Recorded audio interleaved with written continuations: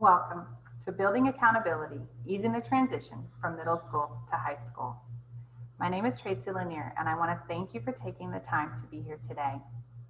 As an educator, I began working in Montessori, which established my approach as a facilitator educator.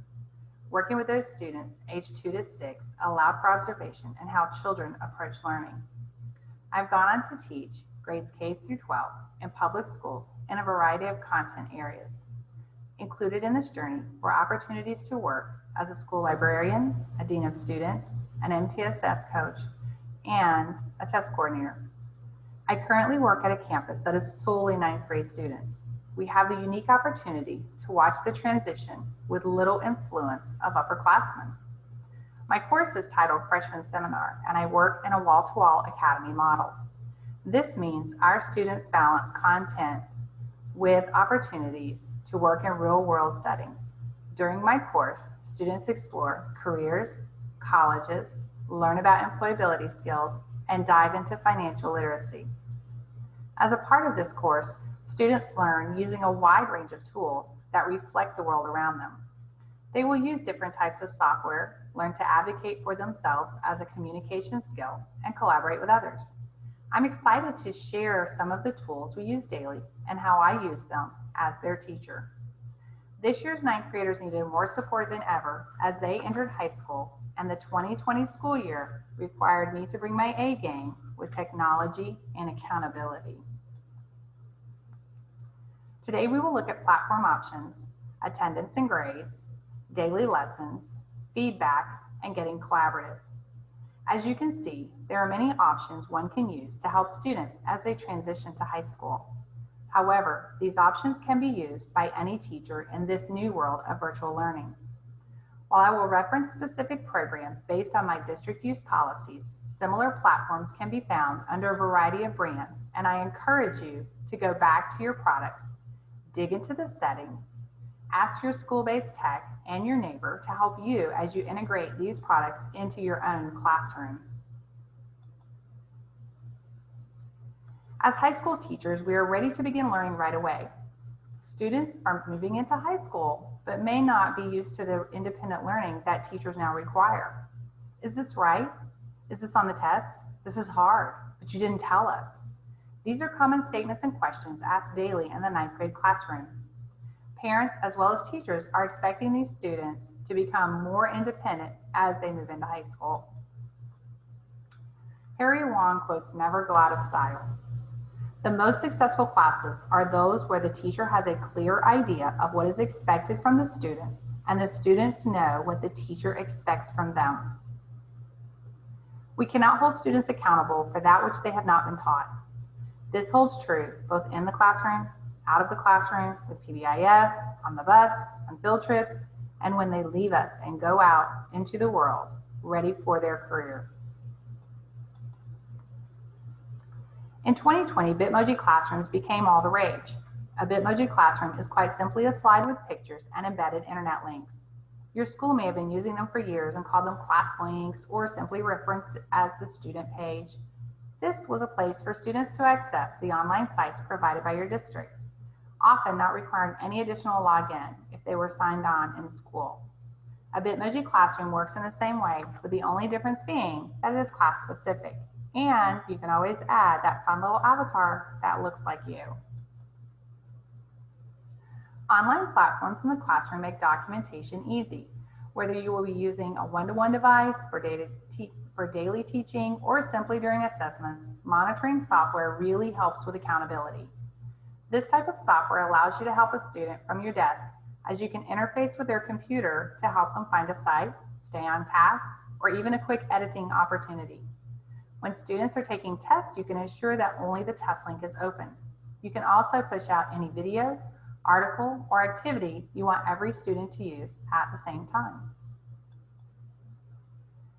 Online classroom options make documentation easy.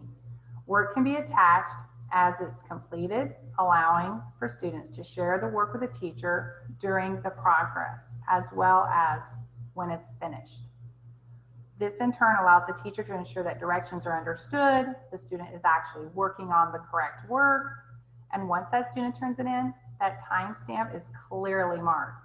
No lost work ever again. Check with your online classroom program to see if grades can be easily uploaded to your gradebook. Once the grades are in, be sure to use your comment section as a place to track extra effort, complete with a partner, or if a deadline is missed.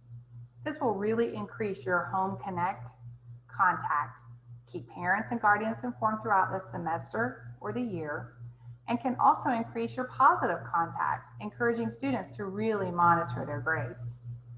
Online classrooms are a great place to organize your lessons by unit or topic. If a student is absent or working virtually, directing them to the correct lesson is easy to do. Some online classrooms have built-in video meeting capabilities as an added opportunity to work with students. With the archive option, one can easily check the work of a previous year or semester should there ever be a question regarding a grade. You now have a digital storage box that doesn't have to be kept in your garage. Take the time to really learn about the features of your online gradebook. Data chats held regularly with students helps eliminate the surprise grade at report time. If you're using the online gradebook, match the titles with those in the online classroom. If a grade is missing, it makes for a clear conversation with the student or the parent guardian in directing them of what exactly they need to be looking for. If you post an assignment before the due date, everyone knows and can plan accordingly because grades should never be a surprise. And in the world of digital, it doesn't have to be. A strategy that I have had success with is posting my weekly lesson plan in the online classroom as a student-friendly document. You can see by the work in this example that the information is easy for the student to utilize. This student actually made a copy of the lesson, and in pink, you can see where they have answered their bell ringer. You can see that the day in the lesson matches the week on the online gradebook with the online classroom. All of it ties together. Not only do they know what week of school we're in, but they also know what week we're in of the unit. So again, if something is missing, I can direct them to Unit 4, Week 2, Unit 4, Week 3, depending on what may need to be addressed by the student.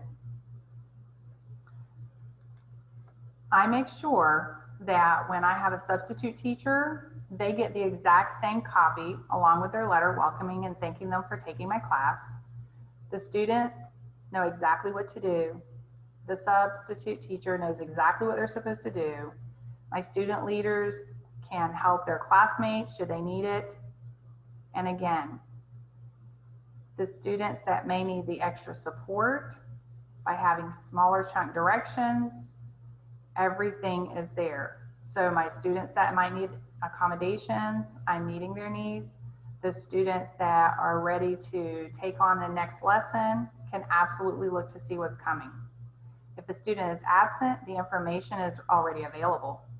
I even have added the strategy of highlighting the portions of the work that are going to be graded. As a 9th grade teacher, I spend the time necessary to explicitly teach the students how to advocate for themselves along with holding them responsible for the work assigned. So again, if something is missing, I can direct them to the unit, the week. I typically highlight in yellow and I can say to them, go to Unit 4, Week 3, look for the yellow highlight. That was what was graded for that missing assignment. Teaching and learning in real life. It may not be your first instinct to record yourself for a lesson. However, it gives students a feeling of connectedness. Your tone is clear, you use language that students are familiar with, and it's a great tool for accommodations. Loom is a program that allows you to record your voice with a slideshow that may be intended for note-taking, front-loading new information, or test review. Don't worry, you can use a static photo rather than be live in the recording, and you can record the session as many times as you like until you are happy with the outcome. You can bring the students' attention to the exact part of the lecture as needed, and students can listen to it as many times as they may need. This program is great for in-person teaching or virtual students. In the classroom, it can give you the opportunity for student feedback as well as some small group instruction. If you teach writing, Kaizena is the tool for you. When a student has spent time writing an essay, quick feedback is ideal. Kaizena allows the teacher to leave an audio file for feedback. It can be tagged in the exact spot the student hears your tone and won't misunderstand your intention. Kaizena is a great tool for that. Kami is a great note-taking tool. The student can upload any document, even a PDF, and take notes. This tool is a great resource for your students for accommodations because, again, you have that documentation. They can save them in their drive. They can print them. It doesn't matter. They will never ever again lose a study guide if that's your purpose that you're using it for. Google Classroom is an online platform in which both students, parents, and guardians can keep track of the work. In this location, you can upload almost any type of file, email all the members. You can leave feedback, have everything in one place, and everything is time-stamped. Any of these programs can be connected through your Bitmoji Classroom. They can also be added if you simply are using something like Google Classroom. Like many programs we've used so far, some must be purchased by your district while others have free versions that just might suit your needs. This program is used by the art teacher in my school. She loves that students can upload the work with any web accessible device that can take a picture. Students love using it for the class because their phone becomes a tool. When the timestamp, it is clear when the work was uploaded and turned in. The progress monitoring tool is easy to use and tracks which student is missing work. Working with virtual students on a short or long-term basis allows the teacher and the student to continue to connect. Collaboration that extends beyond the classroom helps students to experience real-world work. When a friend scans a student-created QR code to access a project, or a teacher in another classroom can access student learning from outside their own room, students can see themselves in a new light. When the student knows that others can view the work anonymously, stress levels reduce because they decide how ownership is revealed. Students can also begin to build portfolios of work that may impact college applications. The examples shared are from multiple brands. Find the ones your school uses and explore the best fit for your area of expertise. As students mature, they do not stop asking, why are we doing this? As teachers presenting rigorous lessons, we must be ready with a good reason for the lesson beyond it's in the standards. Helping students understand that the work they do reflects real work learning is step one. Lessons that have purpose result in better quality product. Project-based learning is one way to move in this direction. Initially, work with one other teacher to create a lesson that encourages students to problem solve. When the student sees that the math they are learning helps them understand the data in their history class, their eyes will light up. When the student knows that the essay they're writing in science will be graded according to the rubric used in English, the grammar improves. There are many sites out there that you can find that can help you get started with project-based learning. And it is something that we do in my course with every unit. As educators, we want our students to achieve as independent learners. Give them the tools they need to accomplish this goal. Rubrics define criteria. The standards guide outcome. How you and your students get there involves limitless possibilities. Meet them where they are in the digital world. Use the resources provided or ask for trial periods from the company and then use that data to determine the best fit for your space. Always make sure that you are using the technology purposefully. I leave you with my top 10 tips that certainly are not all inclusive. Every year, I reflect on my learning as well as that of my students and make adjustments accordingly. I encourage you to do the same. I take the time to teach students how to access the work. I take the time for students to learn how to use the resources from my school. I take the time to help parents and guardians learn where to find the information to support their student. I take the time to help students learn how the work connects to the real world. I work to build relationships with other teachers and content to connect the learning. I take the time to teach students how to use the rubric as a means of increasing achievement. I help my students learn how to work in a team. I don't assume that they know how. I reach out for training for myself. I reflect on my lessons and I am willing to make adjustments based on student feedback and needs. I know that my students live in a digital world and I embrace it. I leave you with those tips as a way to say, It's not just for you, it's something I do as well. I love trying the new strategies and platforms and hope you found at least one to try with your own students. Please feel free to reach out if I can be of any assistance. I'm at your service. Tracy Lanier. Have a great day.